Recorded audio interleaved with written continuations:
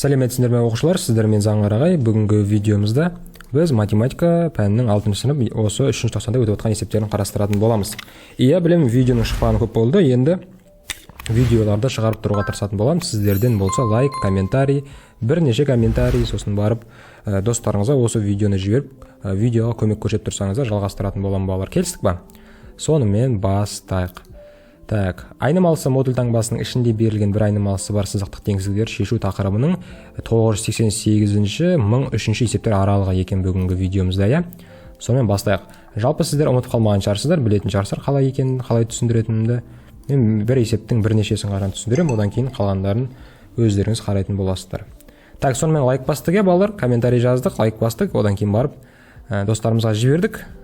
Сосын бастайық. Нөмір 988. Нөмірі 988-ші есеп.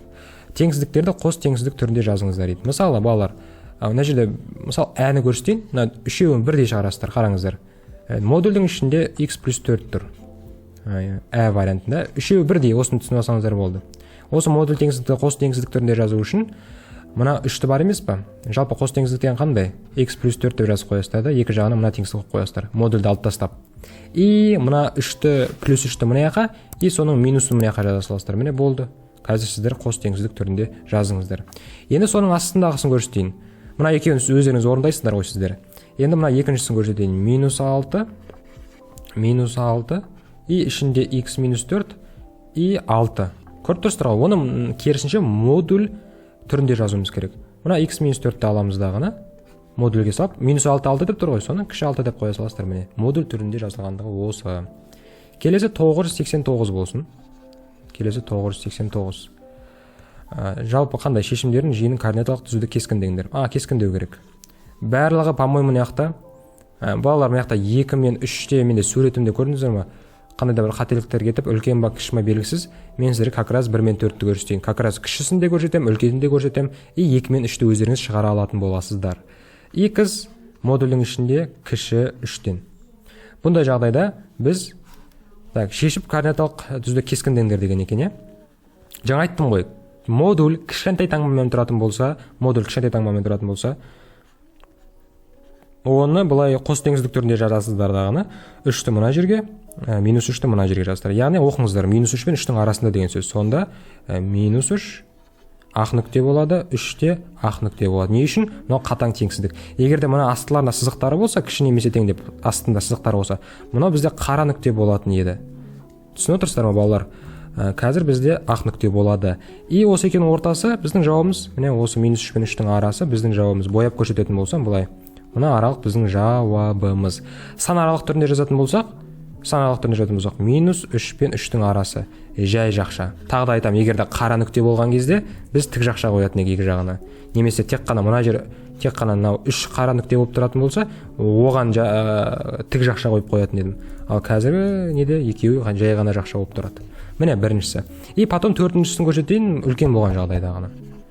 Үлкен болған кезде екі теңсіздік шешесіздер. Біріншісі осы y үлкен 2 дегенді, y үлкен 2 дегенді, и потом екінші теңсіздік біз y-ті кіші дейміз минус 2-ден. Түсініп отырсыздар ма? Бірінші модульсіз y үлкен 2-ден дей саламыз, екіншісінде y-ті кіші минус 2-ден дей саламыз. Так, енді осы екі теңсіздікті біріктіреміз жауаптарын. Қараңыздар, бір координаталық түзу сызамыз. Минус 2 ақ нүкте, 2 ақ нүкте. 2-ден үлкен деп тұрса, 10-ға қарай соңына дейін бояйсыздар. 2-ден үлкен деп тұрса, 10-ға қарай соңына дейін. Ал минус 2-ден кіші деп тұрса, мына минус 2 солға қарай бояйсыздар. Солға қарай. Кіші десе солға қарай жаттап алыңыздар. Кіші десе солға қарай, үлкен десе біз 10-ға қарай бояймыз. Енді осы боялып тұрған жерлер біздің жауабымыз болады. Мына жерлер мен мына жер біздің жауабымыз. Бұл үлкен деген кезде, егер таңбасы үлкен болса, осы боялып тұрған жердің бәрі жауап болады, и соны жазамыз. Мына жерде сол жақта білесіздер не бар? Минус шексіздікке қарай кетеді, мына жақта плюс шексіздікке қарай кетеді. Біз жазамыз минус шексіздіктен минус 2-ге дейін дейміз, бірігу таңбасы 2-ден плюс шексіздікке дейін деп жазып қоямыз. Міне 989-ші есеп осылай. Енді нөмірі 990-ші есеп. Нөмірі 990. Так, бұл жерде теңсіздіктер шешіңдер дейді. Тағы да біріншісіне қарайтын болсақ, x минус 7 үлкен 0-ден, модуль үлкен 0-ден деп тұрса, нөлдің үлкен 0-ден деп бұлай шеше саласыздар. яғни 7-ден плюс шексіздікке дейін. Үлкен десе не деп айттым жаңа? 10-ға қарай бояймыз дедім ғой. Мына осы боялып тұрған аймақ біздің жауабымыз болады. Сонда қалай жазамыз? 7-ден плюс шексіздікке дейін деп жазамыз. 7-ден плюс шексіздікке дейін. Міне жауабы. Так, келісейік, бұл жерден қайсысын көрсететін әйтсе көп уақытым алып кетеді ғой, бәрін шығаратын болсам. Давайте бір кіші деген 2-ні шығарайын, и бір үлкен деген 4-ті шығарайын. Как раз мыналарда вообще менде белгісіз болып тұр таңбалары. Сонда екіншісіне қараңыздар. Модуль таңбасының ішінде x-4, осы бізде кіші 3-тен. Кіші десе жаңа айттым ғой, x-4 қос теңсіздік, мына жаққа 3-ті қоямыз оң жағына, сол жағына -3-ті қоямыз. И осы теңсіздікті шешеміз. Қалай шешеміз? Ортасында тек қана x қалуы керек. Қалған лишнияларын екі жағына жіберіп жібересіздер. Яғни менің жағдайымда -4 деген тұр. -4-тен мына жаққа +4 қылып, мына жаққа +4 қылып жібересіздер. Яғни -3 +4 болады, 3 +4 болады. Түсіндіңіздер ме? Екі жағына бірдей жібересіздер. -3 +4 дегеніміз 1, ал 3 +4 дегеніміз 7. Яғни біздің жауабымыз осы 1 мен 7 санының арасында ақ нүкте. Міне біздің жауабымыз осындай екен. Егер кескін дейтін болсақ, бізде берілгенде координаталық түзуде кескіндеңдер деген екен. Мен кескін деп жазып қойдым, 1 мен 7-ның арасы. Жауабын толық жазатын болсаңыз, жай жақша 1 мен 7-ның арасы деп қоясыздар. Енді төртіншісіне қараңыздар. Модульдің ішінде x қосылған 3 бізде үлкен 2-ден. Үлкен десе не дейміз? 2 теңсіздік шешеміз. Біріншісі осы модульсіз жаза саласыздар, екіншісі кіші -2-ден дей саласыздар. Мінекей. Кіші дейсіздер, минус қоясыздар. Так, осыны қарайық. Бірінші теңсіздікті аламыз. x қосылған 3 үлкен 2-ден, x на +3 ар жаққа -3 болып барады. Сонда 2 -3 дегеніміз -1. Келесі екінші теңсіздік қараңыздар. x + 3 кіші -2-ден. +3 ар жаққа -3 болып барады. Сонда -2 -3 дегеніміз -5. Міне осы теңсіздікті, екі теңсіздікті бір координаталық жүйеде салам. Ең кішісі бұл жерде -5 ақ нүкте, одан кейін -1 ақ нүкте. -1-ден үлкен дегендіктен 10-ға қарай соңына дейін бояйсыздар. -5-тен кіші дегеннен кейін солға қарай соңына дейін бояйсыздар. Сонда мына аралықты, мына аралық біздің жауабымыз болады. Қалай жазамыз жауабын? Осы боялып тұрған бәрін жазасыздар. Яғни минус шексіздіктен сол жағынан -5-ке дейін деген сөз, бірігу таңбасы, -1-ден плюс шексіздікке дейін 10-ға қарай кетеді деген сөз. Мінекей балалар осылай. Келесі 991 дейтін болсақ, нөмірі 991. Так, тағы да менде мына бір рет кішісін көрсетейін, үлкен деген екіншісін көрсетейін. Соны қалғандарын соңға. Тура жаңа 990-шы есеппен бірдей ғой балалар негізінде. Байқасаңыздар. 3 азайтылған x. Кіші 1,2-ден. Кіші деп тұрса не істейтін едік? Жай ғана 3 - x-ті былай жазамыз дағына. Кіші 1,2. Мына жерде балалар бар ғой, 3 - x деген модульдің ішін орындарын ауыстыра салсаңыздар болады. x - 3 деп. Модульдің ішінде тұрған кезде. Кіші 1,2 деп. Модульдің ішіне тұрса минус таңбасы алдына шықпайды ғой, сондықтан орнына ауыстыра салсаңыздар. Мен штабы ауыстырдым, алды плюс болу үшін. Енді осы x - 3-ті минус 1,2 мен минус 1,2 мен 1,2-ның арасында жатыр деп жазамыз. Минус 3-ті екі жағына плюс 3 қылып жібереміз. 3 азайтылған 1,2 болады. И 3 қосылған 1,2 болады. 3-ке 1,2-ні қосса 4,2. 3-тен 1,2-ні азайтатын болса 1,8. Иә? Сонда 1,8 бен 4,2-ның арасында жатыр деген сөз. Суретін салатын болсақ, бұл жерде жай ғана теңсіздіктер шешіңдер дейді. Бұл жерде біздер жауабын жазуымыз керек. Салудың қажет жоқ негізі. 1,8 бен 4,2, міне осының арасы біздің жауабымыз. Әдемілеп бояп қойғым келіп тұр, сіздерге ыңғайлы болсын. Жауап былай жазылады. Жауабы 1,8 бен 4,2-ның арасында болып жазылады. Неге? Енді мен сіздер көрсеткім келіп тұр, қайсы үшіншісін? Жоқ, екіншісін. Яға сидір алам деп ойдам. 2 - x модульдің ішінде үлкен 3-тен 1-ден. Үлкен 3-тен 1-ден. x - 2-де модульдің ішінде тұрғанда орындарын ауыстыра салсаңыздар болады. Үлкен 3-тен 1-ден. Үлкен десе жаңа не дедім? Бірінші x - 2 үлкен 3-тен 1-ден деген теңсіздік шешем. x - 2 кіші -3-тен 1 деген теңсіздік шешіп, осы екеуін біріктірем. Бірінші x - 2 үлкен 3-тен 1-ден деген шығарамыз. Давайте мен мына жақты өшіре салайын.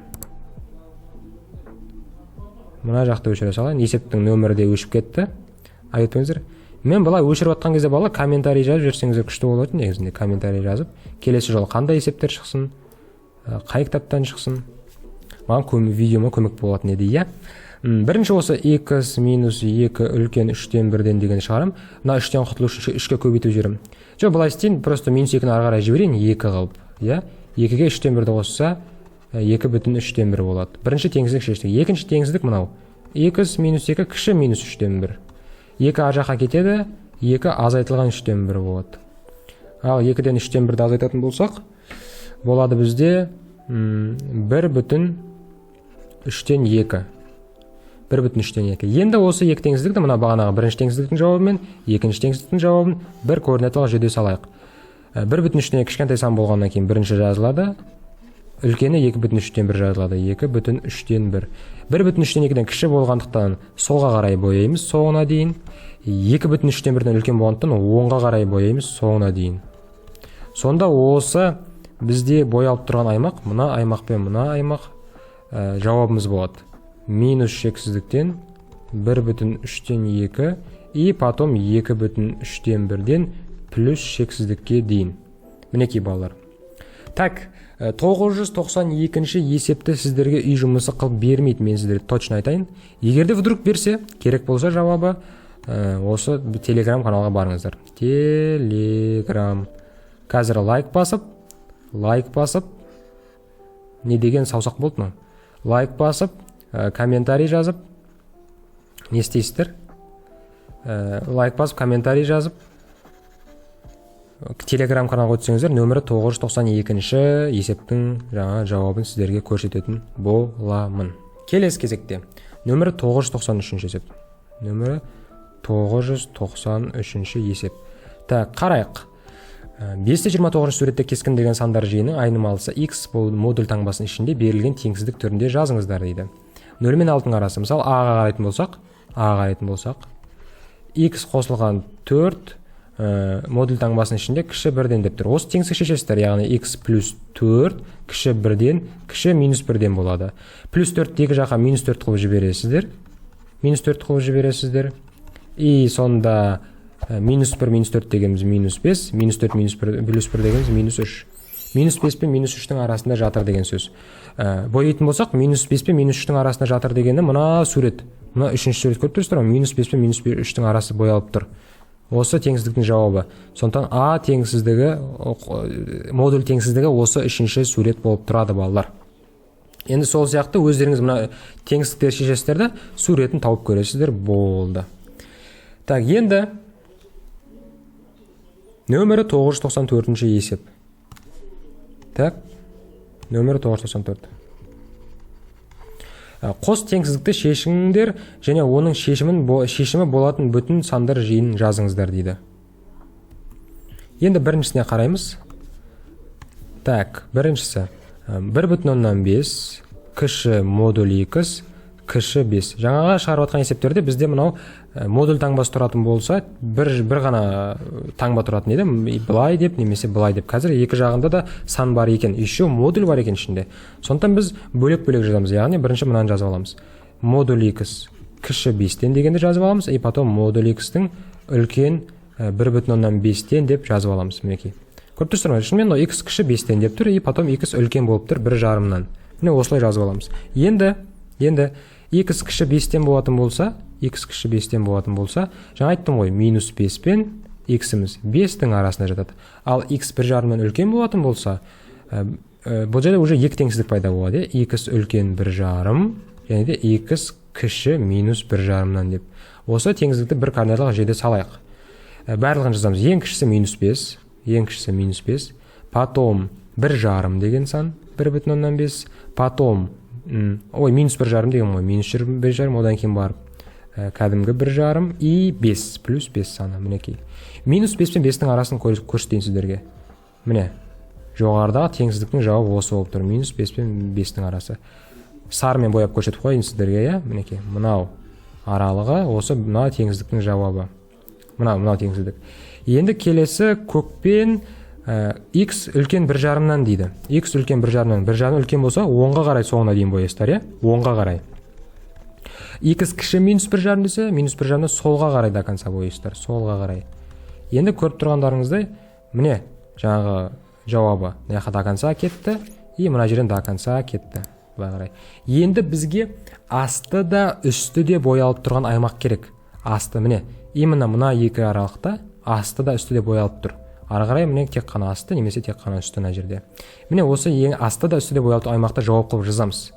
Яғни қараңыздар, минус 5-тен минус 1,5-ға дейін, одан кейін барып 1,5-нан 5-ке дейін. Одан кейін барып 1,5-нан 5-ке дейін. Бізге айтты ғой, шешімін болатын бүтін сандар жиынын жазыңдар. Осы жердегі бүтін сандар жазуымыз керек. Минус 5-тің өзі кірмейді, ақ нүкте болғаннан кейін кірмейді. Егер қара нүкте болатын болса, бұл кіретін еді бізде. Егер қара нүкте болып тік жақша болатын болса, естеріңізде болсын, жай жақша болатын болса кірмейді. Осы минус 5-тен минус 1,5-ға шейін сандар жазам. Яғни минус 4 бар, минус 3 бар, минус 2 бар. Болды. Минус 1,5 бітіп қалды, көріп тұрсыздар ма балалар? Яқта 1, минус 1, минус 2, минус 3 кете береді ғой. Минус 1,5 мына жерде орналасқан. Сондықтан біз минус 1-ге жетпей қалдық. Бүтіндер мына жерде қалып кетті, минус 2-ге шейін. Түсініп атқан шығарсыздар, оны сіздер біледі деп ойдамын. Енді келесін аяқта 1,5 кірмейді, 2 кіреді, 3 кіреді, 4 кіреді, 5 кірмей қалды. Міне біздің жаңағы бүтін шешімдеріміздің жауабы осы болып тұр. Қалғандарын да осылай шығарасыздар. Системасын түсіндіңіздер деп ойлаймын. Бірінші мына теңсіздікті алып шығарасыздар. Мына түбір асты x кіші 5-тен деген теңсіздікті алып шығарасыздар мінекей. И потом түбір асты x үлкен деген теңсіздікті алып шығарасыздар. Так, келесі 995. Оңай енді бұл 995 бізде оңайырақ. Неге? Өйткені 2x плюс 1 қарапайым теңсіздік қой. Кіші 3. Кіші болса біз екі жағына минус 3 плюс 3 деп жазамыз. Ортасына 2x плюс 1 деп қос теңсіздікпен жазып қоямыз. Плюс 1-ді минус 1 қылып жібереміз екі жағына. Плюс 1-ді минус 1 қалып, мына жерде минус 4 болады, и мына жерде 2 болады. И 2-ге көбейту 2-ні екі жағына бөлу қылып жібереміз. Минус 2, 2-ні 2-ге бөлетін болса 1. Жауабымыз минус 2 мен 1-дің арасы. Салудың қажеті жоқ. Егер сразу жауабы керек болатын болса бізге. Үшіншісін көрсетейін, бұл жерде үлкен деп тұр. 3x минус 7, өшіре салайын бәрін. Үшіншісін көрсетейін деп жатырмын. 3x минус 2 модуль таңбасының ішінде үлкен 7-ден. Үлкен десе не істейміз? 3x минус 2 үлкен 7-ден дейсін.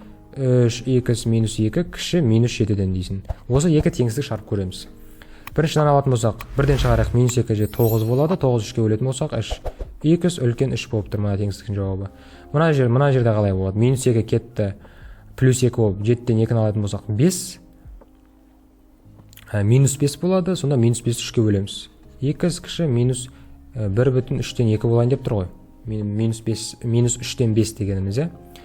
Сонда бізде қалай болады? Теңсіздіктер жазамыз. 3 ақ нүкте оңға қарай, үлкен деген екен оңға қарай бояйсын.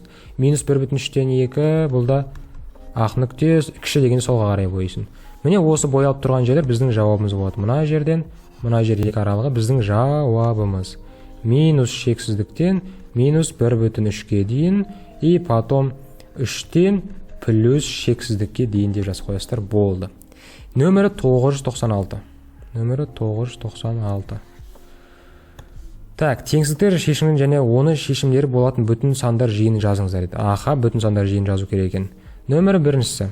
4x қосылған 1 модуль таңбасының ішінде кіші 7. Минус 7, 4x плюс 1, 7 деп қоя саламыз. Ана минус плюс 1-ді екі жағына минус 1 қылып жібере саламыз. Минус 7 минус 1 минус 8 болады. 7-тен 1 алса 6 болады. Енді мына көбейтіліп тұрған 4-ті екі жаққа бөлу 4 қылып жібереміз.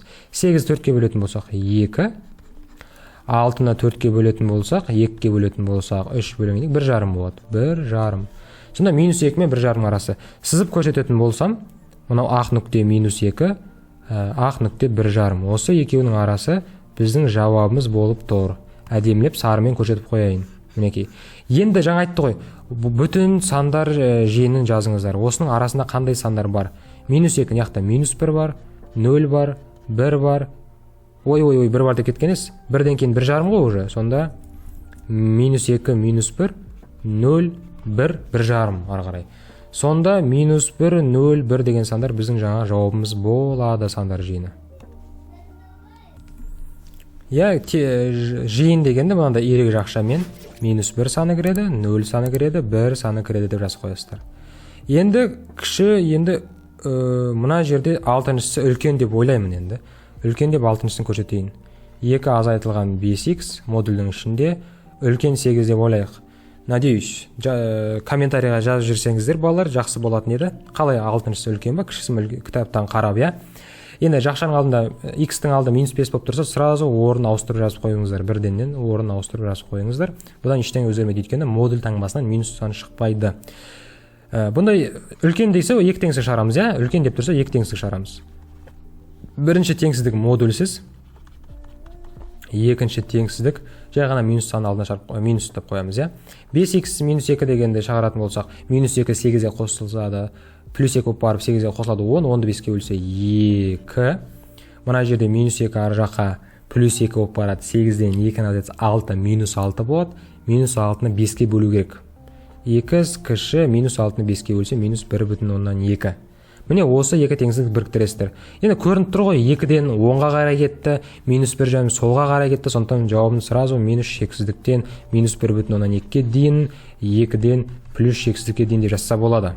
Бірақ бүтін сандар керек қой бізге. Соны жазып, ыңғайлы болса көрсетсеңіздер болады. Мысалы, -1,2-ден солға қарай кетті. 2-ден 10-ға қарай кетті. Міне біздің жауаптарымыз.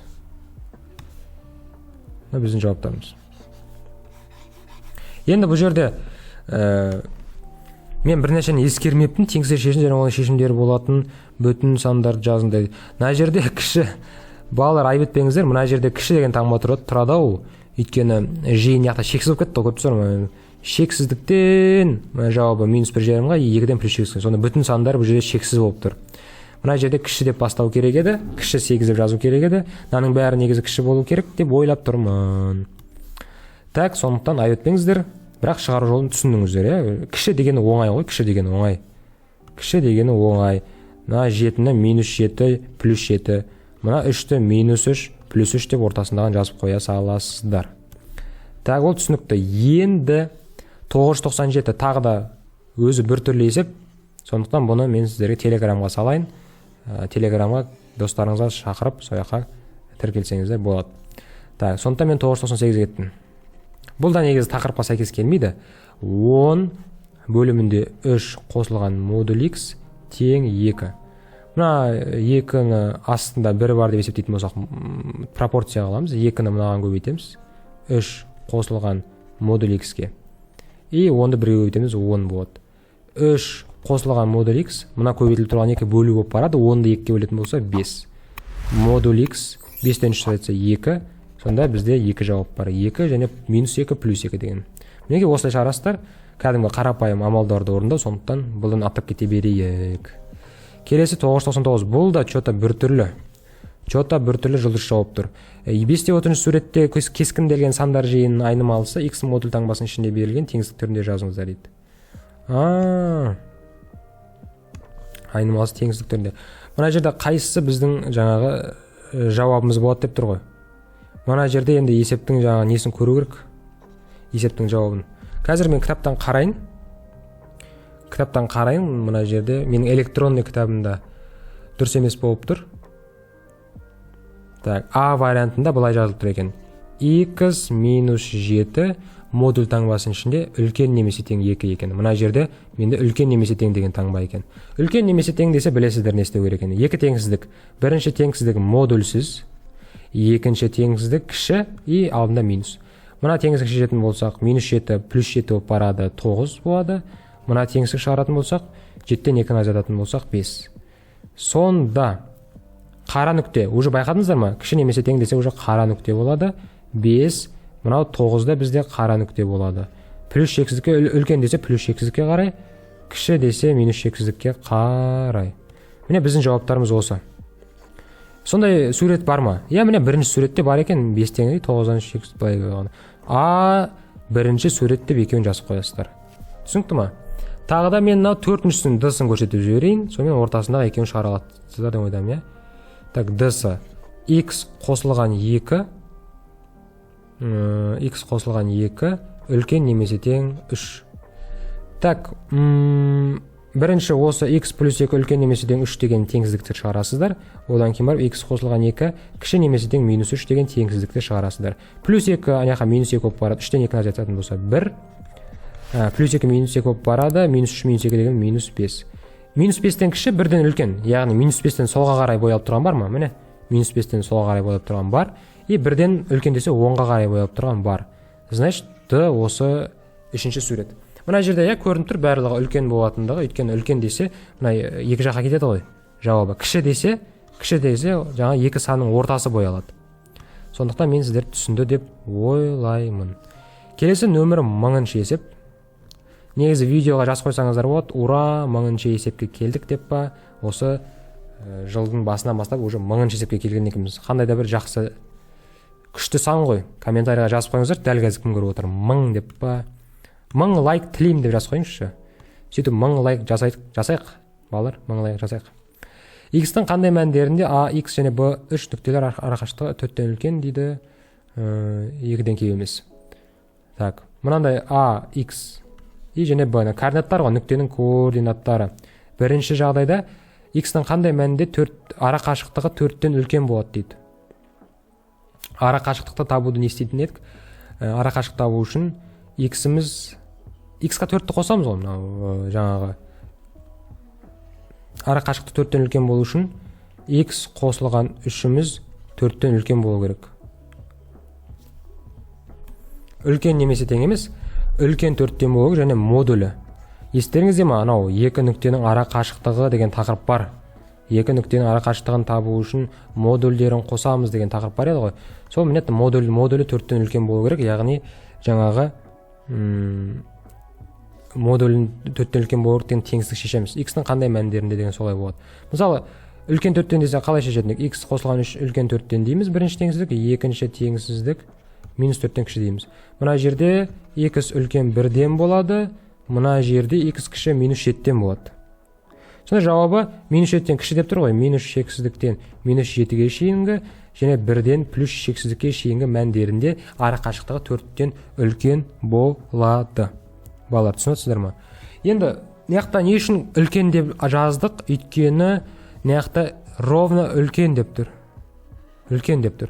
Четко, прям строго үлкен деп тұр. Мысалы, кем емес десе, олай болатын болса, біз үлкен немесе тең деп жазамыз. Кем емес деген сөз барса, үлкен немесе тең. Мынаяқта ровно үлкен, мынаяқта үлкен немесе тең. Кем десе ровно кіші, артық емес деген, жаңағы былай кіші немесе тең деген сөз ғой. Түсінесіздер ма? Жаңа модульге салып жазып қоя саласыздар осы теңсіздіктердің бәрін. Мысалы, екінші есепте біз 3 минус x-ті, x минус 3 разница жоқ. Өйткені модулінің ішінде ғой. 2-ден кем емес десе, бұл үлкен немесе тең 2 деген шығарасыздар. 5-тен кем десе, онда кіші 5-тен дейсіңдер. Төртіншісінде, үшіншісі, 6-дан артық емес деді ма? Артық емес десе, значит, кіші немесе тең 6 деп қой, осы теңсіздік шығарасыздар. Бұл теңсіздік шығаруды сіздер білесіздер. 1001. Қос теңсіздікті шешіңдер және оның шешімдері болатын бүтін сандар жиынын жазыңыздар дейді. Нөмірі 1001. Неге 10.001 қылып жүрдім? Так, біріншісі 2 кіші x қосылған 1 и ол кіші 5-тен. Жаңа мен сіздерге айттым, модуль таңбасы болса, ол итакта 2 теңсіздік шешіледі деген сөз. Ал модуль таңбасы болып, еще 2 жағында сан болатын болса, тағы да жазамыз. Мысалы, бірінші мына x плюс 1 кіші 5-тен деген жазып аламын. Түсінесіздер ма? X плюс 1 модулінің ішінде кіші 5-тен деген жазып аламын. Одан кейін бар, осы x плюс 1 үлкен 2-ден дегенді жазып аламын. Үлкен болып тұр ғой шынымен 2-ден. X плюс 1 модулінің ішінде үлкен 2-ден дегенді жазып аламын. Міне осы 2 теңсіздік шешеміз. Бірінші теңсіздікті алып шешеміз. Кіші болса не істейтін ек? Кіші болса жай ғана 5 пен минус 5 деп жазып қоямыз. Минус 5 минус 1 дегеніміз минус 6, 5-тен 1-ді азайтатын болса 4. Яғни минус 6 мен 4-тің арасында болып тұрған жауабы, я? Келесі мынаған үлкен десе не істейміз? Үлкен десе ол тағы теңсіздік, 2 теңсіздік болып кетеді. X плюс 1 үлкен 2, X плюс 1 кіші минус 2. Бірінші теңсіздіктен x үлкен 1 шығады, екінші теңсіздіктен x кіші минус 3 шығады. Бұны да жазамыз. Бірден үлкен минус 3-тен кіші, яғни минус шексіздіктен минус 3-ке дейін және де 1-ден плюс шексіздікке дейін. Міне осы екі жауапты қиылыстырамыз. Мынау біріктіру, қиылыстырудың таңбасы былай. Сызамыз. Так, түзу сызуға тырысам. Ең кішісі бұл жерде -6. Так, -6 ақ нүкте. Потом -3 деген сан ақ нүкте. Потом 1 деген сан бар, и потом 4 деген сан бар. Мінекей. -6 мен 4-тің арасы деп тұр. Бірінші көрдіңіз, -6 мен 4-тің арасы. -6 мен 4-тің арасына бояймын міне. -6 мен 4-тің арасы жаңағы бірінші теңсіздіктің жауабы болып тұр. Әдемілеп сарымен бояп көрсетіп қоймақшымын. Міне мына аралық. Біздің жаңағы бірінші теңсіздігіміздің жауабы. Келесі теңсіздікке қараңыздар. Минус шексіздіктен -3-ке шейін дейді. Яғни -3-тен кіші десе жаңағы солға қарай до конца бояймыз. 4-тен үлкен, 1-ден үлкен десе 10-ға қарай, 1-ден үлкен десе 10-ға қарай соңына дейін бояйсыздар. Мен әдемілеп көрсетемін қазір. Көкпен міне. До конца боялып кетті былай қарай. И мынада до конца боялып кетті. Енді бізге жауап ретінде қиылыс деп тұр. Қиылысу деген астыда үстіде боялып тұрған жер. Астыда үстіде боялып тұрған жер міне мына екі жер. Сол жерді жазам. -6-дан 3-тің арасы және де 1 мен 4-тің арасы. Осы аралықта жатқан бүтін сандарды жазуым керек. -6-дан кейін бізде -5 бар. Жақшам әдемі емес болып қалды. Так, -5 бар. -4 бар. 3-ке шейін жазам көрдіңіздер. -4, -3, -2, -1, 0, 1, 2, 3-тің өзін жазбаймын. Потому что 3 кірмейді. И потом 1-ден бастап 4-ке шейін 1-ден кейін 2 бар, 3 бар, болды. Мына жерде минус. Ой. Неге +3 деп жазып жібердім балалар? -3 екен ғой. -3. Мына жерде -3. -6-тан -3-ке дейін. Міне мына жерде -6-тан -3-ке дейін ғой, аралықты көріп тұрсам, -6-тан -3-ке дейін. И 1 мен 4-тің арасы. Жақсы. -6 кірмейді, -5, -4, -3 кірмейді. И 1-де кірмейді, 2, 3. Болды міне. Осы 4 сан осы аралықтың арасындағы бүтін сандар болып саналады. Болды. Так, осымен видеомыз аяқталды. Мына 1002 мен 1003 есептерді Телеграмға салам. Телеграм каналға саламын. Сол жақтан жауабын көре алсаңыздар болады. Біздің тақырыбымызға сәйкес келмейді екен. Мен қазір уақытым болмай тұр. Жалпы бүгінгі тақырып, жаңа айтқан тақырыбымызға байланысты есептердің бәрін шығарып көмектестім. Видео пайдалы болса, міндетті түрде лайк басыңыздар, комментарий жазып, достарыңызға жіберіңіздер осы видеоны, мүмкін оларға пайдасы тиіп қалатын шығар. Сонымен келесі кездескенше сау болыңыздар.